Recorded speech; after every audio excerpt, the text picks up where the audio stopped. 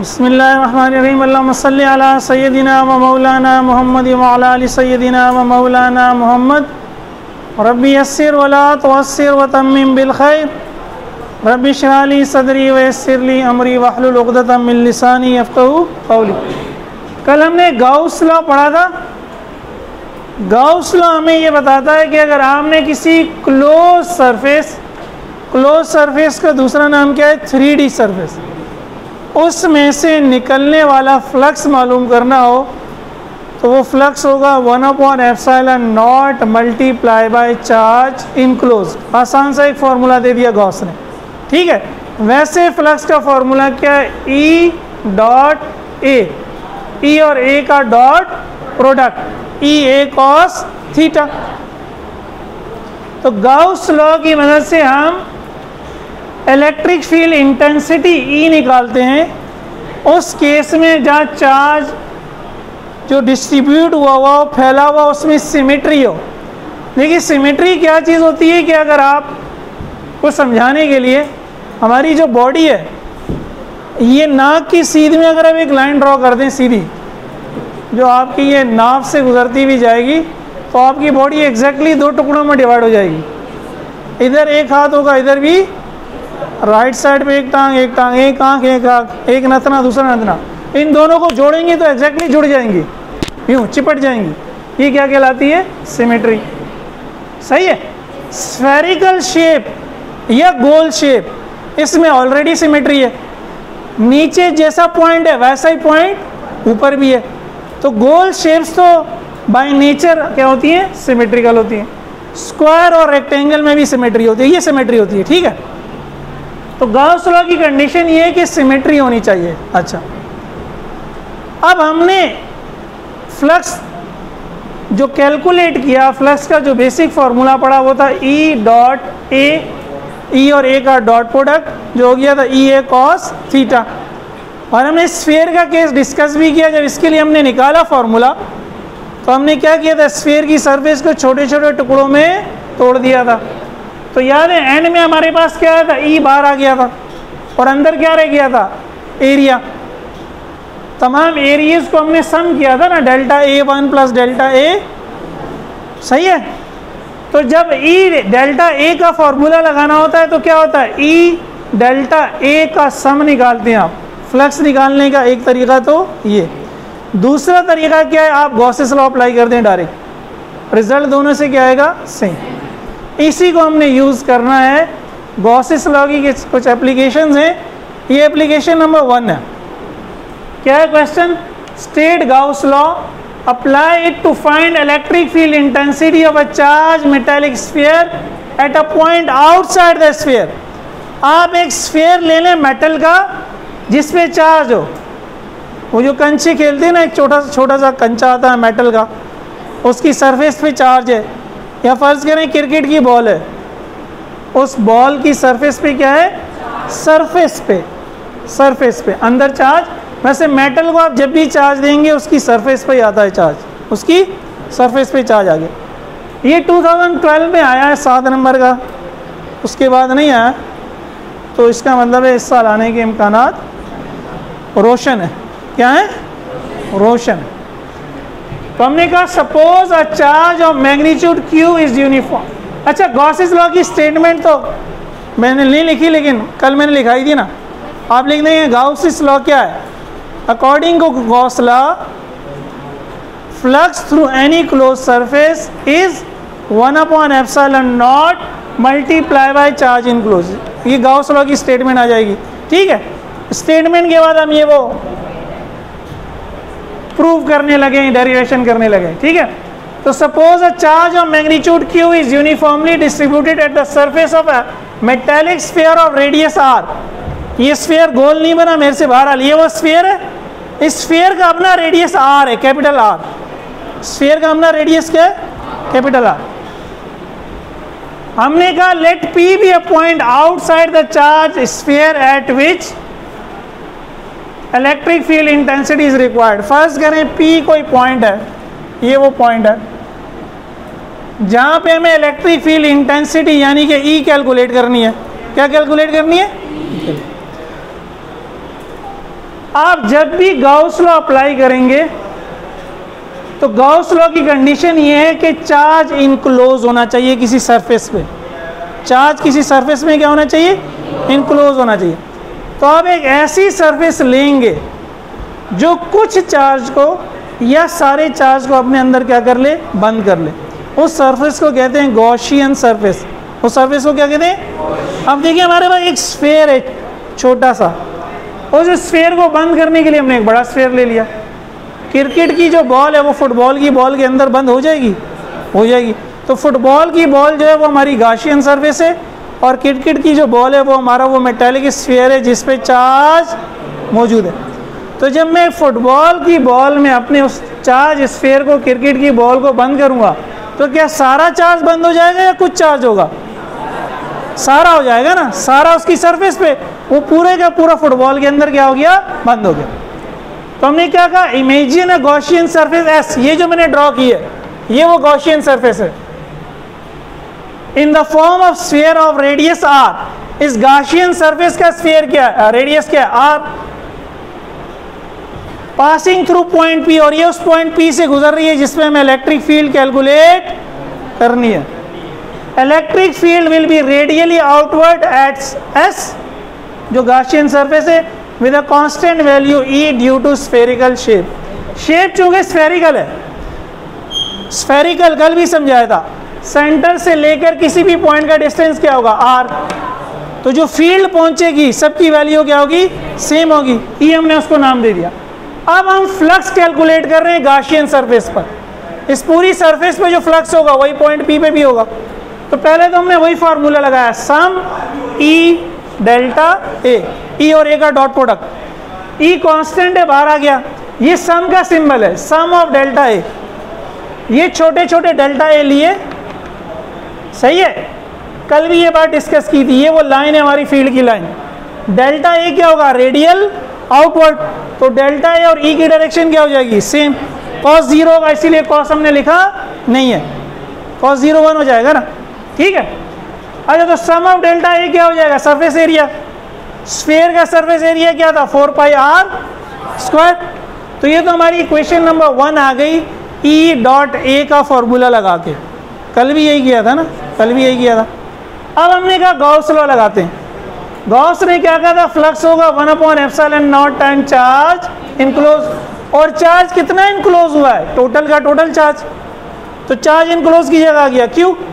ये Gauss law से flux आ गया।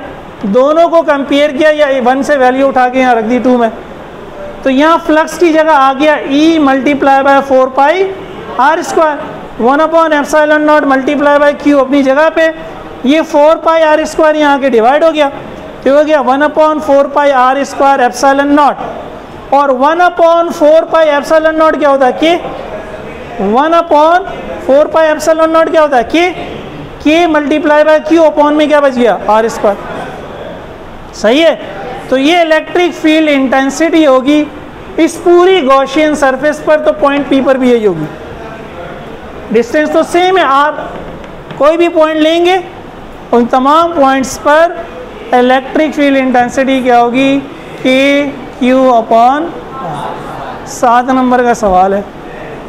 कितने नंबर का? 7 नंबर का। कुछ समझ नहीं आया तो पूछ लें, आ गया है तो उतार लें।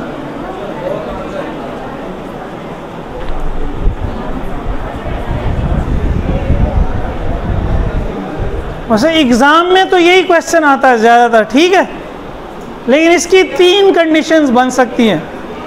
एक ये क्वेश्चन भी आ सकता है कि चार्ज स्फीयर की सरफेस पर ही निकालो।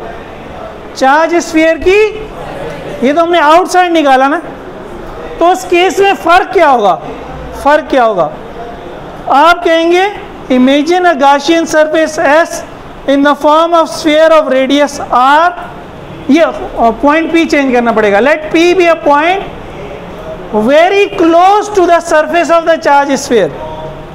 Late P be a point, outside की जगह क्या आ जाएगा? मिटा दूं?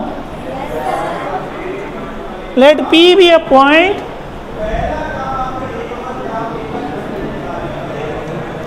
very close to the surface of charge sphere, यानी P पॉइंट आपने ले लिया बिल्कुल इसके करीब, इसकी सरफेस के बिल्कुल करीब, इतना करीब जितना आप ले सकते हैं, बिल्कुल सरफेस से जुड़ा हुआ हो, बाकी सारी कहानी यही होगी। तो जब वो बिल्कुल सरफेस पर ही होगा तो उसका जो रेडियस होगा वो ये कैपिटल R हो जाएगा। रेडियस जो होगा वो कैपिटल इनक्लोज वो सारी चार्ज को अब भी कर लेगा। तो सारी कैलकुलेशन ऐसी ही होगी। ये स्मॉल r क्या हो जाएगा, स्मॉल r क्या हो जाएगा, करें ज़रा करें जल्दी से। क्वेश्चन सिर्फ चेंज हो गया, of a charge sphere at a point on the surface of the sphere, outside किया क्या गया, on the surface of sphere, on the surface of sphere. यहाँ भी ये वर्डिंग चेंज होनी है, कैपिटल R स्मॉल r हो जाना है। तो यही आएगा, निकालें जल्दी से। देखिए जो गाशियन सरफेस है वो क्या हो जाएगी, स्फीयर के बिल्कुल करीब हो जाएगी। तो अगेन ये हमने इसको शो किया, ये गाशियन सरफेस है S। एक्चुअल में तो वो बिल्कुल मेटेलिक स्फीयर को टच कर रही होगी। इमेजिन करें, इमेजिन, पहले कल भी मैंने कहा था, चीज़ों को विजुअलाइज करें, तसव्वुर करें आंखें बंद करके, सही है। एक्चुअल में तो चार्ज जो है वो सरफेस की स्फीयर पे हमें नज़र वज़र नहीं आ रहा। ज़रा सा गैप लेके, जितना मिनिमम गैप हम सोच सकते हैं, हमने एक स्फीयर और ड्रॉ कर दिया। उसने क्या कर दिया, चार्ज स्फीयर को अपने अंदर क्लोज कर लिया, और दोनों के दरमियान गैप ना होने के बराबर है।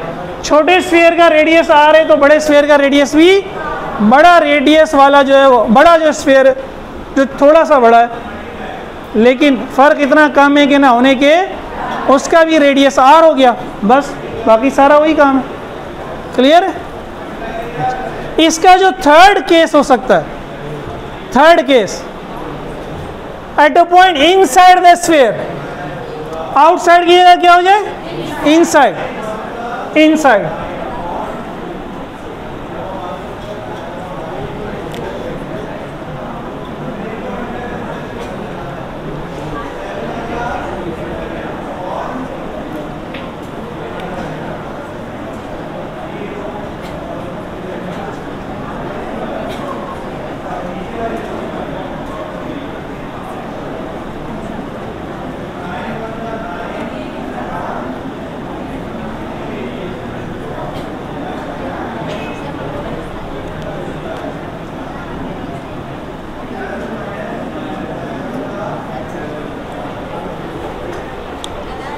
तो देखिए अगेन वर्डिंग कहाँ चेंज होगी,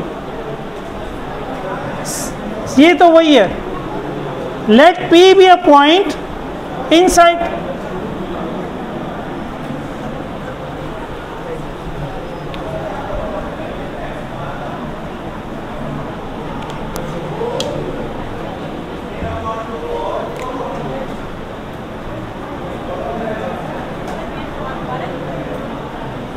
जी जी जी बिल्कुल, दोबारा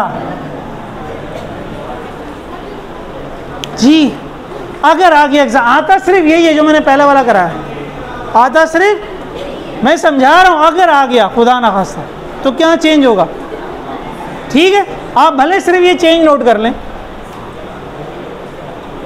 late P be a point inside the charge sphere. ठीक है, बाकी सारी कहानी वही है, ये दोबारा वही हो जाएगा, स्मॉल r। लेकिन अब R क्या है, आपको डायग्राम में नजर आ रहा है, अब R कैपिटल R से छोटा है, अब R कैपिटल R से, क्योंकि हम सर्कल के अंदर चले गए। ठीक है, ये इक्वेशन 1 तो ऐसे ही आ जाएगी, इक्वेशन 1 तो ऐसे ही आ जाएगी ना भाई। इक्वेशन 2, इक्वेशन 2, चार्ज कितना इनक्लोज है, ये जो मैंने सरफेस ड्रॉ की है गाशियन सरफेस S, अब ये रही, इसके अंदर कितना चार्ज है भाई पत्थरों, ओए पत्थरों, ये जो मैंने सरफेस ड्रॉ की है इसके अंदर कितना चार्ज है, कोई चार्ज नहीं है। आंखें नजर आ रहा है इसके अंदर कोई चार्ज है, बड़े स्फीयर के अंदर स्फीयर ले लिया, वो सॉरी फुटबॉल क्रिकेट की जो बॉल है अब हम उसके अंदर देख रहे हैं, बाहर क्रिकेट की बॉल के अंदर कंचा रख दिया, अब चार्ज तो क्रिकेट की बॉल की सरफेस पे, उस कंचे के अंदर कोई चार्ज नहीं है, तो चार्ज इनक्लोज 0 हो गया।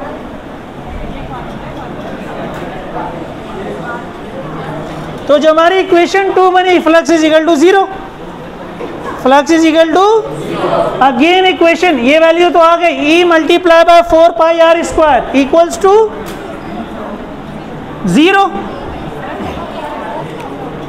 तो E क्या हो गया, 0 upon 4 pi are square, E भी क्या हो गया 0, होना भी यही चाहिए। पॉजिटिव चार्ज से फील्ड क्या निकलती है, रेडियली आउटवर्ड, पढ़ा था ना, पॉजिटिव चार्ज से फील्ड, फील्ड इसको कहते हैं सीलिंग, इसके ऊपर को कहते हैं रूफ, चार्ज रूफ पे, तो वो तो फील्ड बाहर निकाल रहा है, वो फील्ड अंदर कोई फील्ड, प्रूफ भी हो गया। इलेक्ट्रिक फील्ड इंटेंसिटी इनसाइड क्या होगी, 0 होगी। अब अगर मैं इन तीनों को समराइज करूं, अगेन आपको समझाने के लिए इन तीनों चीज़ों को एक साथ आपको समराइज कर दूं, तो क्या हुआ, मिटा दूं ये, भाई सिर्फ इनसाइड करना है यार, वहीं कहीं लिख लो काट के दूसरे पेन से, कि जब ये प्रूफ करेंगे तो आउटसाइड कीजिएगा इनसाइड। अच्छा जल्दी करें, जल्दी जल्दी करें।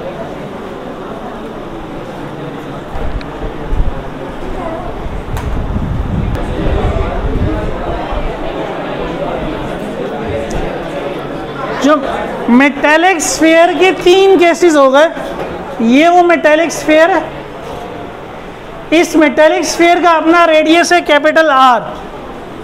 अगर आप इसके अंदर देखेंगे, जो पॉइंट पी मैंने लिया, जो केस 3 हमने डिस्कस किया, इनसाइड चार्ज स्फीयर, इसका मतलब है चार्ज स्फीयर के अंदर में लूंगा तो अंदर जो सर्कल होगा उसका रेडियस इस रेडियस से क्या होगा, छोटा होगा, तो small r is less than, यानी ये पूरा जो अंदर का रीजन है, यहाँ पे कहीं भी हमारे पास इलेक्ट्रिक फील्ड क्या होगी, 0। भाई पॉइंट पी यहाँ ले ले, यहाँ ले ले, यहाँ ले ले, यहाँ ले ले, कहीं भी ले लें, उसका जो आर होगा कैपिटल आर से क्या होगा, छोटा होगा। तो जब स्मॉल आर कैपिटल आर से छोटा है, यानी जब आप स्फीयर के अंदर देख रहे हैं, इलेक्ट्रिक फील्ड क्या है, 0। जब आप सरफेस पर आ गए, स्मॉल आर आर ही हो गया, जो स्मॉल आर है वही आर है, स्मॉल आर और आर में कोई फर्क नहीं रहा, तो क्या हुआ, के क्यू अपॉन आर स्क्वायर। और जब आप बाहर चले गए, बाहर कहीं भी चले जाएं, यहाँ चले जाएं, यहाँ चले जाएं, यहाँ चले जाएं, तो स्मॉल आर कैपिटल आर से क्या हो गया, बड़ा हो गया, तब के क्यू अपॉन आर। समझे, ये जनरल फॉर्मूला है ना, के क्यू अपॉन, सरफेस पर है तो आर की जगह कैपिटल आर आ गया, अंदर है तो फील्ड है ही नहीं, क्या है, 0। ये जो सरफेस पर वैल्यू मैक्सिमम होगी, चार्ज के जितना करीब होंगे फील्ड उतनी क्या होगी, स्ट्रांग होगी, नहीं होगी, तो चार्ज सरफेस पर ही है ना। और देखिए के क्या है, कांस्टेंट मीडियम का, क्यू क्या है, आपका चार्ज जो क्या है, कांस्टेंट है, जो आर जहां से हमारी इलेक्ट्रिक फील्ड शुरू हो रही है, यहाँ तो 0 है, उसमें आर सबसे छोटा कौन सा है, ये, तो ये इन्वर्सली प्रोपोर्शनल है ना, जब आर सबसे छोटा होगा तो ई सबसे क्या होगी, ज़्यादा होगी। वैसे भी चार्ज के करीब फील्ड स्ट्रांग होनी चाहिए ना, तो सरफेस पे फील्ड क्या होगी, सबसे स्ट्रांग होगी, तो ये मैक्सिमम फील्ड है। अब जैसे जैसे आप जो दूर जाते जा रहे हैं, आर स्क्वायर, जितना दूर जाते जाएंगे आर उतना बड़ा होगा, फील्ड उतनी क्या होगी, कम होगी, फील्ड उतनी क्या होगी, यही तो हमने पढ़ा था, यही तो हमने किसी सिंगल चार्ज की फील्ड हमने क्या पढ़ी थी, कि ये प्लस है क्यू, इससे कुछ डिस्टेंस आर पे मैंने क्या करना है, ई निकालना है, तो ये भी तो यही आया था, k q upon R square. Isolated charge की इलेक्ट्रिक फील्ड क्या आई थी, वो भी क्या आई थी, के क्यू अपॉन। और कल जो हमने डिस्कस किया था कि मेरे पास एक स्फीयर हो और उसके सेंटर पे चार्ज हो, किस पे चार्ज था, तो भी यही आया था, तो भी यही आया था ना, सही है। इसका मतलब है जो हम बाहर से देख रहे हैं, जब यहाँ से देख रहे हैं बाहर से, तो हमें यूँ पता नहीं चलेगा कि चार्ज, यानी ये वो फुटबॉल है, ये वो क्रिकेट की बॉल है, तो चाहे क्रिकेट की बॉल की सरफेस पे चार्ज हो, चाहे क्रिकेट की बॉल के सेंटर पे चार्ज हो, फॉर्मूला दोनों का क्या आएगा, सेम आएगा। तो बाहर से हमें पता नहीं चलेगा चार्ज कहाँ है, बाहर से पता, अंदर पता चलेगा, अंदर फील्ड ज़ीरो हो जाएगी। जब अंदर फील्ड ज़ीरो हो जाएगी इसका मतलब है चार्ज अंदर नहीं है, चार्ज कहाँ पर है, बाहर है। बात समझ में आई? चाहे इस क्यू चार्ज को मैं सेंटर में रख दूं, चाहे इस क्यू चार्ज को मैं सरफेस पे रख दूं। कल ये फॉर्मूला निकाला था स्फीयर के लिए, स्फीयर के सेंटर पे चार्ज रखा था ना कल भाई, सही है, तब भी यही फॉर्मूला आया था। तो ये दोनों फॉर्मूले तो सेम है।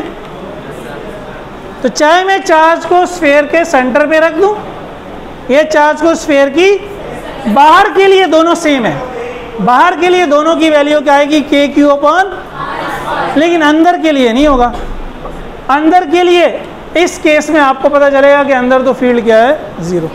ठीक है, ये एमसीक्यू में कभी कभी पूछा जाता है। बहरहाल समरी ये भी कि जैसे जैसे इनवर्ड से आउटवर्ड जाते जाएंगे फील्ड क्या होगी, ज़ीरो से पहले मैक्सिमम होगी, फिर मैक्सिमम से क्या होगी, कम होती जाएगी।